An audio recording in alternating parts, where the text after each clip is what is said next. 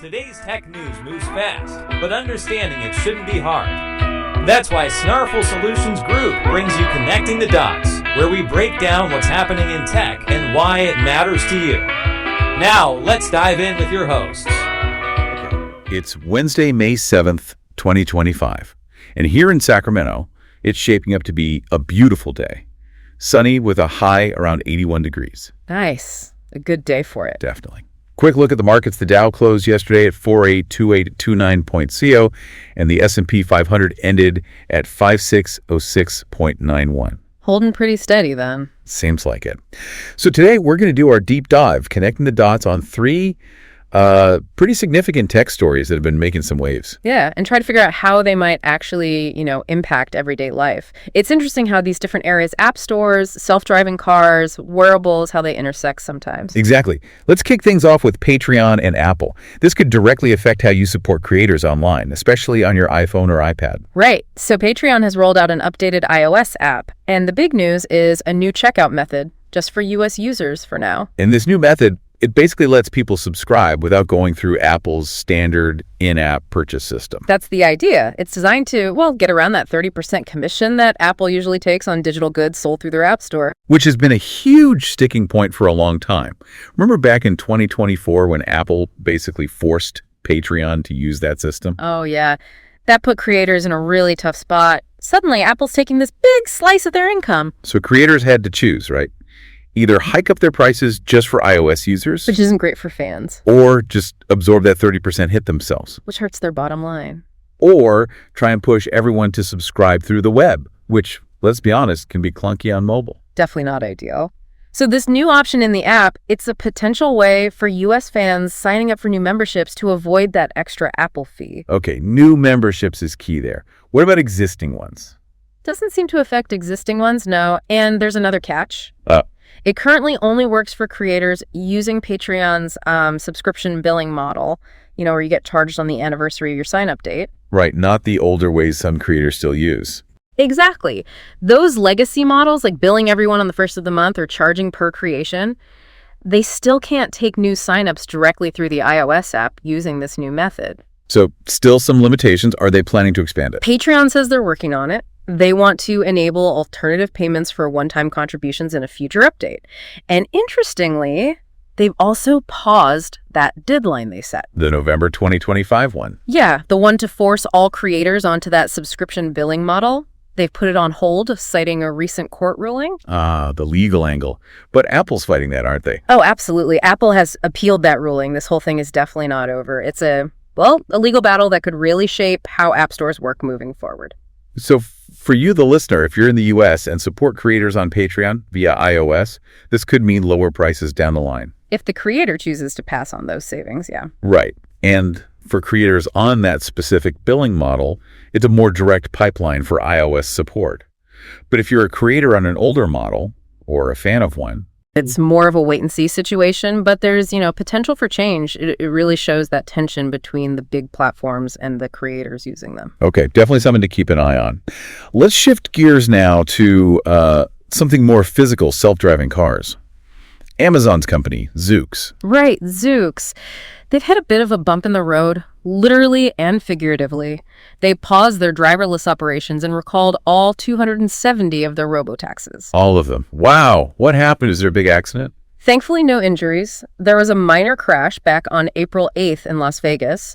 A Zoox vehicle, which was empty at the time, collided with a regular passenger car. Okay, minor, but still. Yeah. Enough for a full recall. What was the cost? Mechanical. Software. Yeah. According to Zoox, the issue is that the software might misinterpret what another vehicle is doing if it's approaching slowly and perpendicularly and then stops. So like someone inching out of a side street or driveway. Kind of, yeah. Especially at speeds over 40 mph, if another vehicle incrementally approaches, as they put it, the AI might not predict the stop correctly and could fail to avoid a crash. That sounds like a really tricky, nuanced situation for an AI to handle perfectly every time. It absolutely is. These edge cases are where the real challenges lie in autonomous driving. But they say they've developed a software update to fix this specific prediction issue. And they've rolled it out already? Yep, deployed it to the fleet, and they've reportedly resumed operations. It's a good reminder, though. that this technology is still very much in development, even with huge companies like Amazon backing it. For sure. And the whole sector is moving fast. You've got Waymo expanding, partnering with Toyota. Tesla always talking about their robotaxi network. Right. And even Uber getting involved with partners like May Mobility and VW. It's heating up. But it's not all smooth sailing. Zoox had that investigation before about sudden braking, right? Oh, they did. And we've seen issues with other companies too. Waymo's had incidents, and GM's Cruise had its share of problems before they paused things. So even if we aren't hopping into Zoox here in Sacramento tomorrow, what's the takeaway for us? I think it just highlights how complex this is. Getting autonomous vehicles right requires immense testing, super reliable software, and learning from these kinds of incidents. It shows that even the big players are still figuring things out, and safety has to be the absolute top priority as this tech evolves. Makes sense. Progress isn't always a straight line, especially here. Okay, one more shift. Let's talk wearables, specifically the Apple Watch. Sales seem to be slipping. Yeah, that's what the latest numbers suggest. Counterpoint Research reported a pretty significant drop, 19% globally in 2024 compared to the year before. 19%, wow. And that's the second year in a row? Second year running, yes, it's a noticeable trend. So what's driving that decline? People just aren't buying smartwatches anymore. Not necessarily. The main reason analysts are pointing to is, well, a lack of compelling new stuff from Apple in that period.